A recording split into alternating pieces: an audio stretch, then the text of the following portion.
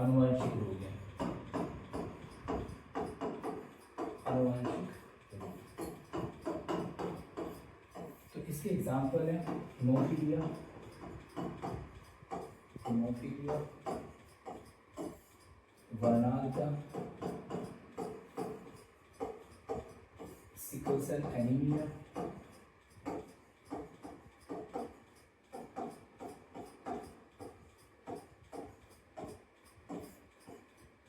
Syndrome. ये सब जो रोग हैं वो क्या है, एक तरह से आनुवंशिक रोग है। हीमोफीलिया में क्या होता है, एक्स क्रोमोसोम संलग्न रोग है। तो इसमें क्या होता है कि जो ब्लड होता है उसमें फ्लूइड नहीं बनता है। जो हमारा खून होता है उसमें क्या नहीं, अगर कभी कट वट लग जाए तो उसमें क्या नहीं बनेगा, फ्लूइड नहीं बनता है। तो ये जो फीमेल होती है वो तो क्या होती है, एक तरह से वाहक होती है, जबकि मेल क्या होता है, एक तरह से रोगी होता है। मतलब इसमें जो रोगग्रस्त होगा वो कौन होगा, मेल होगा। सेकेंड है वर्णांतर है। तो इसमें भी क्या होता है, एक्स लिंक संलग्न रोग है। एक्स लिंक जो क्रोमोसोम है तो उसमें क्या हो जाता है, अभाव होने की वजह से ये रोग दिखाई देते हैं।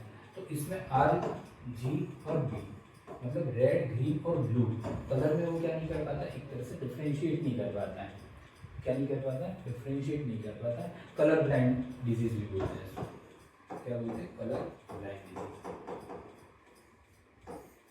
इसके बाद सिकल सेल एनीमिया में तो हम बात करते हैं इसमें आरबीसी की, मतलब रेड ब्लड जो सेल होती है तो वो कैसी होती है, एक तरह से बाइकॉन्केव होती है। कैसी होती है, बाइकॉन्केव, उभयातल होती है। ठीक है, तो उभयातल होती है तो इसमें क्या हो जाता है कि ऐसे कैरेक्टर्स जो किसी पर्टिकुलर डिजीज से क्या करते हैं, जुड़े हुए हैं, तो ऐसे को हम बोलते हैं सिंड्रोम बोलते हैं। पर्टिकुलर डिजीज से मतलब बहुत सारे जो लक्षण हैं, कैरेक्टर्स हैं, वो कैरेक्टर्स है वो पर्टिकुलर डिजीज से क्या होंगे, जुड़े होंगे। तो ऐसे डिजीज को हम क्या बोलते हैं, ऐसे डिजीज को ही हम क्या बोलते हैं, सिंड्रोम बोलते हैं। तो इनमें जैसे कि अभी एक मूवी है सितारे जमीन पर, कौन सी मूवी है, सितारे जमीन पर। तो उसमें के कुछ रोगों के नाम बता के रखे हैं, जैसे कि down syndrome, down syndrome, dyslexia, ADHD, autism. तो इनमें क्या बता के रखा हुआ है, जो डाउन सिंड्रोम है, और ये भी क्या है, एक तरह का जेनेटिक। बात करते हैं सिंड्रोम, सिंड्रोम। तो सिंड्रोम का सिंपल सा क्या मतलब होता है, एक ग्रुप ऑफ सिम्टम्स जो किसी डिजीज से क्या हो, जुड़े हो, उनको हम क्या बोलते हैं, सिंड्रोम बोलते हैं। तो इनमें हम कुछ नाम लिखते हैं, जैसे डाउन सिंड्रोम आ गया, क्लाइनफेल्टर सिंड्रोम है, और टर्नर सिंड्रोम है।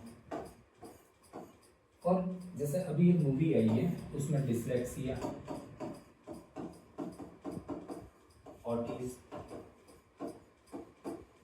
और ADHD, ये कुछ बीमारियों के नाम बता के रखे हैं और इस पर आधारित इस मूवी को बनाया गया। उसके पीछे एक ही कारण है कि ये जो लोग होते हैं, जो इन बीमारियों से ग्रसित लोग होते हैं, वो नॉर्मल लोगों से अलग बिहेव करते हैं, नॉर्मल लोगों से अलग बिहेव करते हैं। उसके पीछे कारण क्या होता है, या तो उनमें कोई लर्निंग डिसेबिलिटी होती है, या उनमें के फिजिकल ग्रोथ रुक गई होती है, तो जिसकी वजह से वो सामान्य बच्चों से अलग तरीके से क्या करते हैं, बिहेव करते हैं। तो इन बच्चों को हम केवल स्पेशल एजुकेशन के थ्रू या फिर के उनको स्पेशल ट्रीटमेंट या थेरेपी के थ्रू क्या कर सकते हैं, उनकी लाइफ को बेटर कर सकते हैं। उनकी मजाक बनाने से हमें क्या करना चाहिए, थोड़ा सा अवॉइड करना चाहिए, क्योंकि इन बच्चों में एक तरह से क्या है, डिसेबिलिटी है। वहाँ क्या है, मतलब उनमें किसी तरह का वो नहीं है, हम यूँ नहीं कह सकते कि वो एक तरह से स्पेशल केस है, तो जिसकी वजह से उनका हमें मजाक बनाने से बचना चाहिए, जबकि के उनको हम थेरेपी के थ्रू या फिर के स्पेशल एजुकेशन के थ्रू उनका क्या कर सकते हैं, उनकी लाइफ को हम थोड़ा सा इम्प्रूव कर सकते हैं। ठीक है, तो अगर हम देखें जैसे डाउन सिंड्रोम को देखें तो इसमें क्या हो जाता है, 21वें गुणसूत्र की पुनरावृत्ति हो जाती है, और ये क्या है, एक तरह का जेनेटिक डिसऑर्डर है। तो जिसकी वजह से क्या हो जाता है, उनकी फिजिकल ग्रोथ रुक जाती है, उनका फेस फ्लैट होता है, मतलब एक तरह से चपटा होता है, और मसल्स वीक होती है, और इंटेलेक्चुअल डिसेबल होते हैं ये, मतलब एक तरह से क्या इंटेलेक्चुअल इतनी आईक्यू वगैरह इतना इनका मतलब अच्छा नहीं मान सकते, याद वगैरह करने में इनको काफ़ी डिफिकल्टीज आती हैं। तो ये तो हो गया डाउन सिंड्रोम। क्लाइनफेल्टर जो सिंड्रोम है, तो इसमें क्या होता है कि एक्स गुणसूत्र की क्या हो जाती है, पुनरावृत्ति हो जाती है, तो जिसकी वजह से हमारी बॉडी में 46 क्रोमोसोम होते हैं, तो इसमें एक्स क्रोमोसोम की पुनरावृत्ति होने से 44 प्लस एक्स और वाई, इस तरह से क्या हो जाता है कि उसमें एक एक्स्ट्रा क्रोमोसोम आ जाता है। और टर्नर सिंड्रोम में अगर हम बात करें तो इसमें क्या हो जाता है, एक्स गुणसूत्र मिसिंग हो जाता है, क्या हो जाता है, मिसिंग हो जाता है, और ये मुख्यतः फीमेल में देखा जाता है। तो इसमें जो क्रोमोसोम होंगे वो कितने होंगे, 45 होंगे, इसमें क्रोमोसोम क्या होंगे, 45 होंगे, जबकि इसमें एक एक्स्ट्रा क्रोमोसोम आ जाता है। तो इसको आप ट्राइसोमी भी कह सकते हो, डाउन सिंड्रोम में भी इस तरह से ट्राइसोमी हो जाती है। डिसलेक्सिया, अब बात आती है डिसलेक्सिया। तो डिसलेक्सिया में क्या होता है कि ये जो बीमारी है वो एक तरह की लर्निंग डिसेबिलिटी है, तो जिसकी वजह से उसे रीडिंग, राइटिंग और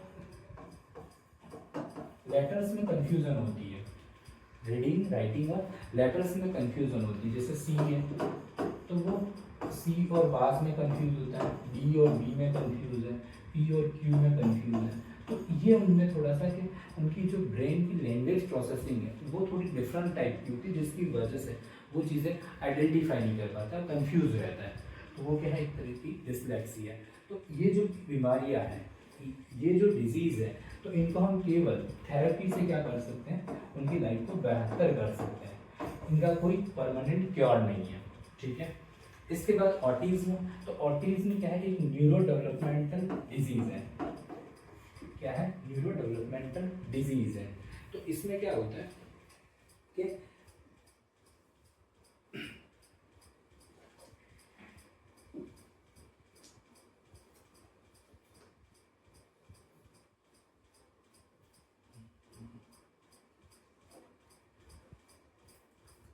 ऑटिज्म में क्या होता है कि न्यूरो डेवलपमेंटल डिजीज है। तो इसमें क्या होता है कि वो कम्युनिकेशन और सोशल इंटरेक्शन से बचता है। वह इनमें क्या होता है कि एक तरह से रिपीटेटिव टास्क करता है, और चीज़ों को भूलने की एक तरह से उसमें क्या होती है कि हैबिट होती है, या वो याद नहीं रख पाता, तो उससे बोलते हैं ऑटिज्म। तो इसका भी कोई परमानेंट क्योर नहीं है, केवल हम क्या कर सकते हैं, थेरेपी से या स्पेशल एजुकेशन से इसको उसकी लाइफ को बेटर कर सकते हैं। इसके बाद है ADHD। तो ये क्या है, अटेंशन डेफिशिएंट हाइपर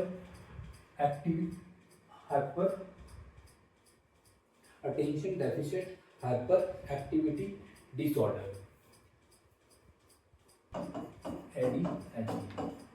तो ADHD क्या होता है कि इसका नाम होता है attention deficit hyper activity disorder. तो इसमें जो बच्चे होते हैं वो क्या करते हैं, अटेंशन उनका बहुत कम होता है, मतलब उनका फोकस नहीं कर पाते, वो किसी भी काम पर फोकस नहीं कर पाते, और बहुत हाइपर एक्टिव होते हैं, और इम्पल्सिव एक तरह से होते हैं, हाइपर इम्पल्सिव होते हैं, जिसकी वजह से वो कुछ भी कर देते हैं, उनको पता नहीं रहता है, और वो रिपीटेटिव टास्क करते हैं, एक ही काम को बार बार करते हैं। तो उन्हें इस तरह की जो डिजीज होती है उसको क्या बोलते हैं, ADHD बोलते हैं।